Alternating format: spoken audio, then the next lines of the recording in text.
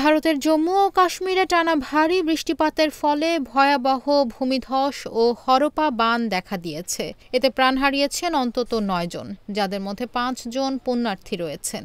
আহত হয়েছেন আরও অন্তত ১৪ জন।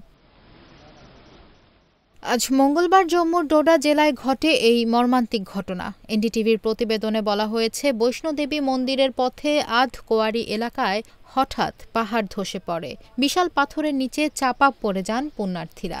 দুর্ঘটনার পরপরই মন্দির কর্তৃপক্ষ যাত্রা স্থগিত করেছে। পিটিআই জানায়, ভূমিধসের সময় আতঙ্কে দৌড়াদৌড়ি শুরু হয় যাত্রীদের মধ্যে। এদিকে জম্মু ও কাশ্মীর জুড়ে টানা ৩ দিন ধরে ভারী বর্ষণের ফলে একাধিক জেলায় ভূমিধস ও আকস্মিক বন্যা দেখা দিয়েছে। ডোডা ছাড়াও রিয়াসি, উধমপুর, কিশতওয়াড় সহ ৭টি জেলায় রেড অ্যালার্ট জারি করেছে আবহাওয়া বিভাগ। ডোডা জেলায় আজ দুপুরে মেঘভাঙা বৃষ্টি ও হরপা বানে একাধিক ঘরবাড়ি ভেসে গেছে। স্থানীয় প্রশাসন জানিয়েছে, ভূমিধস ও বন্যায় আরও অন্তত ৪ জন নিহত হয়েছেন।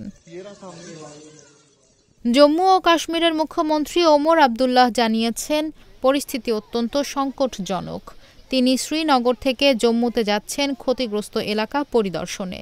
ইতোমধ্যে জেলা প্রশাসকদের জন্য জরুরি তহবিল বরাদ্দ করা হয়েছে এবং সাধারণ মানুষকে নদীর তীর থেকে দূরে থাকতে সতর্ক করা হয়েছে।